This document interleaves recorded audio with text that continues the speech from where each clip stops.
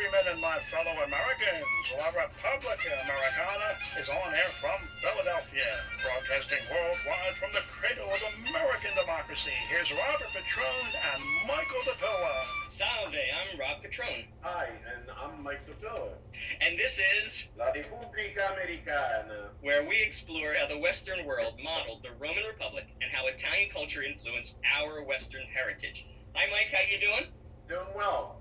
Good. I'm really excited to start this show with you after Christopher Columbus University's wrap, and now we're going to explore your expertise. So, which is really Rome and how its culture influenced the Western world, and in particular America.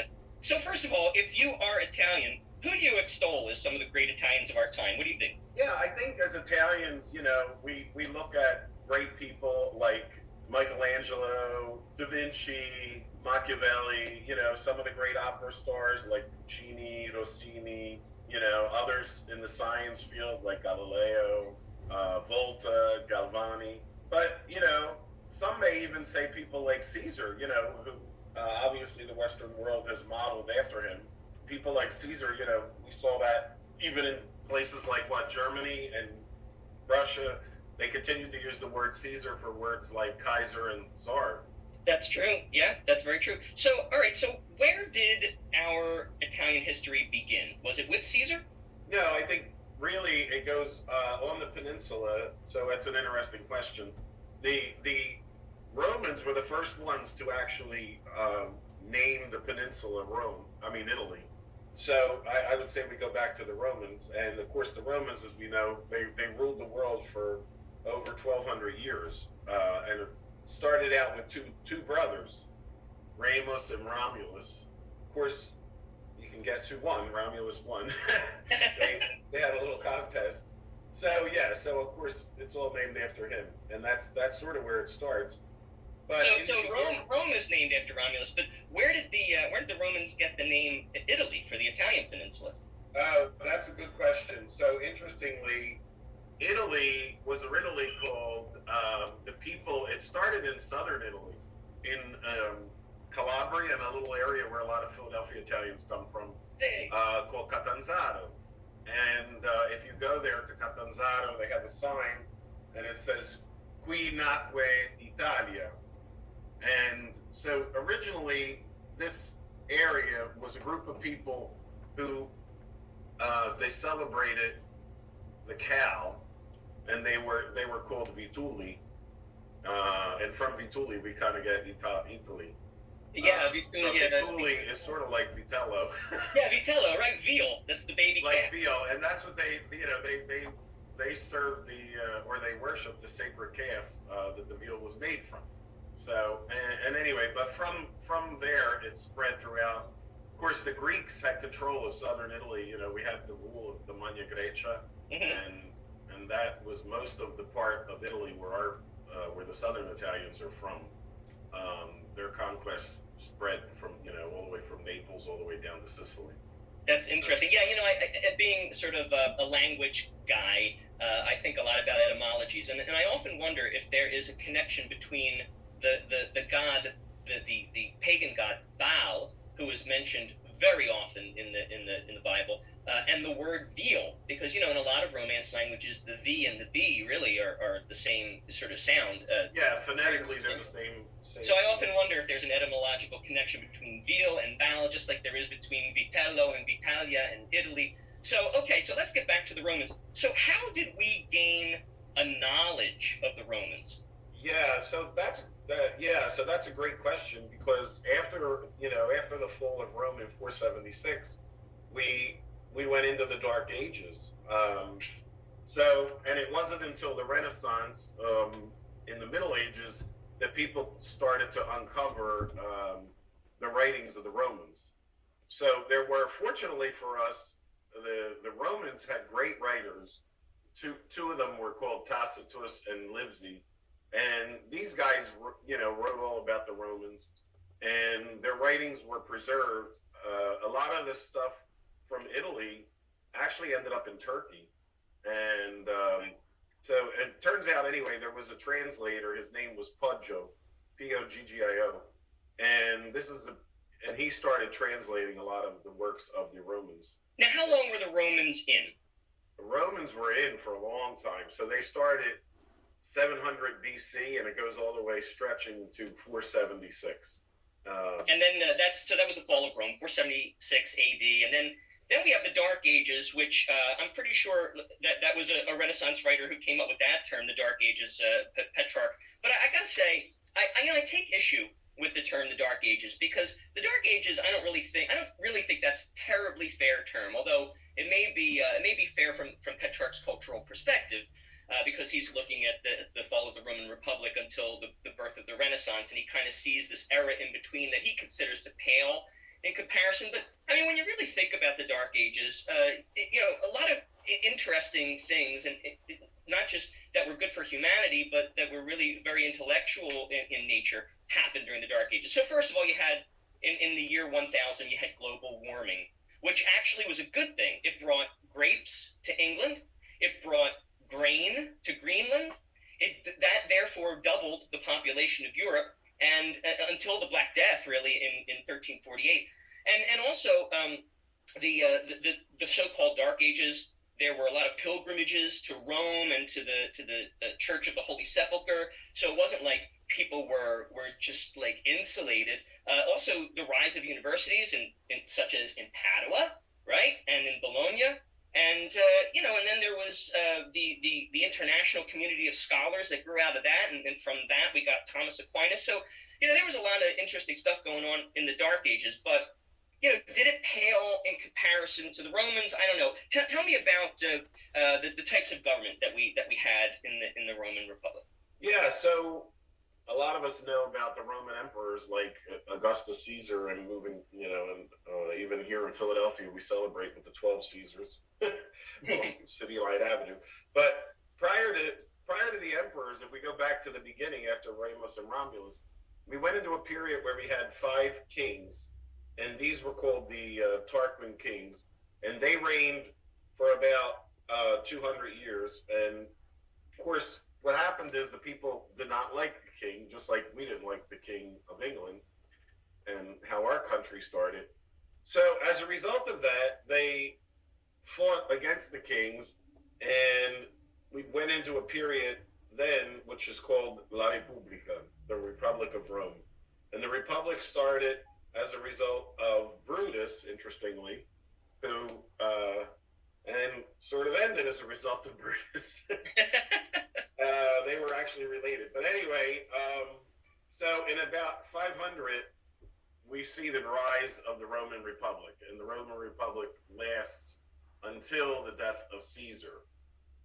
So the beauty is that basically with the Republic, the power of the government rested in the people, just like it does here. They had a Senate, just like we do. And they had someone called a consul, which was sort of like the president, but unlike our president, you could only be consul. You were consul for a year. So a lot of famous Romans, consuls are people that we know. So even Caesar was actually a consul. And then a lot of famous Roman senators are people that we know, people like Cicero and Cato and people like that. Right. Yeah. So we got some famous Romans like Cicero, Cato, Brutus, Caesar. We've talked about some famous Renaissance folks like Poggio, the translator, and Petrarch, the guy who gave the term the Dark Ages to that era. Who else from the Renaissance do we think of today very prominently? Yeah, we think of people like Machiavelli, who wrote The Prince. So he was sort of, making a pun at the prince. But some of his words actually go on to be used, believe it or not, in the Declaration of Independence by Thomas Jefferson, in reference to the current king. George, right? King George III, who we fought against, just like the Romans fought against the Tarquins. Yeah, it's easy. It's interesting to see that parallel. How the Republic is born, and they free themselves by freeing themselves of the tyranny of the Tarquin king, and then the American Republic is born in freeing itself from the tyranny of the British king. Is that a coincidence or what? No, that's not a coincidence. Well, what are your thoughts on that? Tell me. Yeah, so I guess the real question is you have to ask yourself is how did we how did these people even know about Rome to begin with? Mm-hmm. And it just so happens that the founding fathers were all versed in Latin, and they went to Latin school. So, and when we think of Latin, of course, today, we think of Latin, Church Latin, which is actually referred to as officially as ecclesiastical Latin. However, the true Latin that the Romans spoke were sort of another dialect, if you will, of the language. And the great writers like Livesey, Tacitus, and Virgil, and Horace, these were all writers of Roman history. And a part of their education, the founding fathers actually had to read the works of the Romans. So sort of like when you take a foreign language class today, you have to read works in that foreign language. So they knew all about the Tarquin Kings, and they knew all about fighting against, like you're saying, tyranny. Was the big thing, fighting against tyranny and looking for freedom of the people, and that's of course the government we have today. Right. And it's important, we say it when we say the Pledge of Allegiance, which is of course the Pledge of Allegiance to a flag is sort of something we also inherited from the. But we say, I pledge allegiance to, not to the flag, but to the Republic for which it stands, not the democracy. So, a lot of people think that we have a democracy like the Greeks, but in reality, it's a republic, truthfully. Yeah, that's true. I had to correct my son. He said that one time. I guess he learns that in school. Oh yeah, we live in a democracy. And I said, not really. I mean, there's a representative democracy underlying our government, but we really live in a republic. And he was like, oh yeah, I guess we do. He had to think about that. And that may be a topic for a future episode of La Repubblica Americana, which is, what is the difference between a republic and a democracy? Maybe we won't go into it now, but it's something to think about. But so what we're talking about now is that, how that the founding fathers based our government on a lot of aspects of the Roman Republic. What else besides government did they model after the Romans? As a part of government, I guess one sidebar, which you probably know more about than I, that was of course law. Mm-hmm. So when the Romans codified their law, and they had a guy named Justinian to codify all the laws of Rome, and so of course our law mimics the laws that were written down by Justin for the Romans. But if we were going to be we were a brand new country, if you think about it, in America, and we had a clean slate, and so they looked back at history and they selected the Romans. But they said, you know what? If we're going to have a Roman government and we're going to be free from the English, we're not only going to act like the Romans and govern like the Romans, but we're also going to look like the Romans. So as a result, our architecture began to mimic the Romans, and our city planning mimicked the Romans. So in Rome, just like in Philadelphia, you had cities where you had the main street and the cross street, aka Broad Street and Market Street. Mm-hmm. And they met in the center, which was where the Forum would be, which interestingly is where our city hall is today in Philadelphia. A funny thing happened on the way to the Forum. Yeah. Okay, so we got government, we got architecture. Even in a small sense, we got fashion, because I'm thinking of those statues of our founding fathers in togas. Yeah, so it was kind of like the perfect blend. So, the doors opened when everybody heard about America and freedom. People in Europe were really excited to find out about this place. And so some early Italians, some of the first 100 Italians that were brought to America, came here, and one of them actually sculpted George Washington in a toga. And where is that statue, besides in your dining room? Yeah, so that statue was actually in the foyer of the White House that was in Philadelphia. Right. So when you came to see George Washington and you had a meeting, you saw him in his toga. Yeah, you saw the statue of him in a toga. But George was actually very frugal, and he actually didn't pay the artist for the statue. Yeah, he was very cheap. So actually, anyway, as time went on, the one statue ended up at the Museum of Art in New York City. And then the artist got mad at George, because he made several copies of this sculpture. And so he took the other one back with him to Italy when he boarded his boat. And so that statue was in Rome. And so again, there were other artists in Rome who said, "Gee, I wonder what what he looks like." Looks like. He said, "Well, I got a sculpture."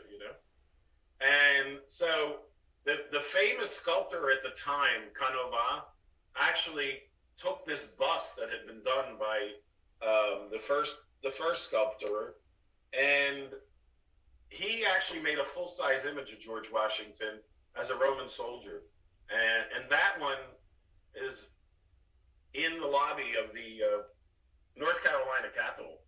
But then that original bust hung around in Rome until the 1820s and 1830s, and Americans as a whole were going to travel overseas. And what they did is they went on something called the Grand Tour. And they would go to places like Pompeii, and they'd go to Rome. And so one of them, of course, happens to see this sculpture of George Washington. And he buys it. And so interestingly, that one was bought by Mr. Middleton. And that sculpture is actually on exhibit at the Art Museum in Charleston, South Carolina. That's amazing. I love it. Yeah, it's a great story. It's a really great story. It is a great story, and I love the idea that George Washington is featured in Rome in a toga alongside statuary of the great Caesars of the Roman era. I mean, it really draws a straight line between the Roman Republic and the American Republic. It really bears out that we are, in many ways, the direct scion of the Roman Republic. I mean, look, we live in a country named after an Italian explorer, right? America. And we our government, our architecture is directly descended, or at least modeled after the Roman Republic. There's so many connections. There's this funny episode of the television show The Sopranos, where one character is portrayed as an antagonist to Tony Soprano and his crew, and he taunts them, and he says, "Where are the Romans now, huh?" And Tony says, "You're looking at them." And I'm thinking to myself, it's he meant the Italian Americans, the mob, but I'm thinking, like, really, Americans are yeah, that's us. We are the descendants in a lot of ways, and people don't really think of it that way. And another thing that happened, maybe we can end with this briefly, is although the founding fathers were studying the Boston Latin School, and they were studying the ancients, another important thing happened during their era that really connected us to the ancient world, and that was the discovery of the uncovering of Pompeii. What can you tell us about that?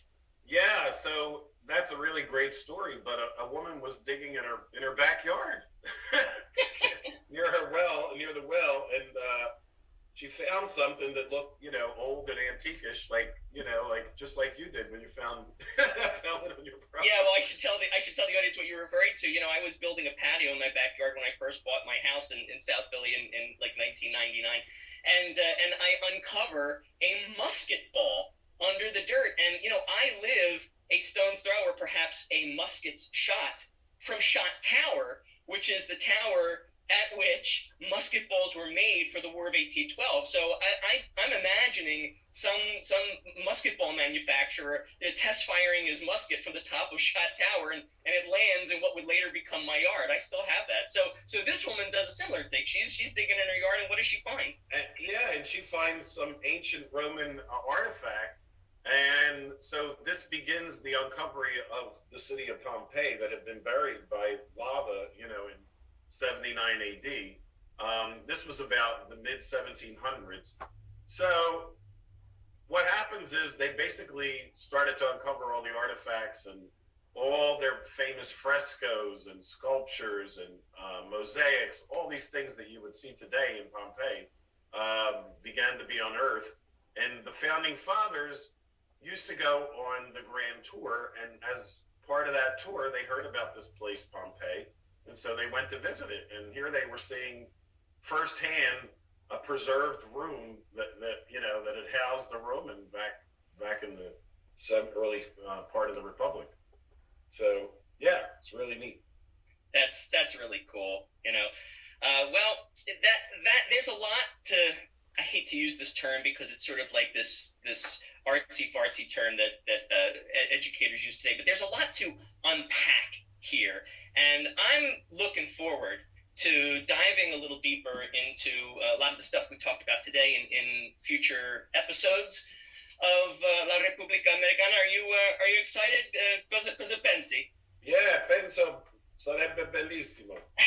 Now that's Italian. Thank you for tuning in, folks, and be sure to visit Mike DePilla and me, Rob Petrone, next time on Radio Voice Italia at La Repubblica Americana. Whiskey, soda, and rock and roll.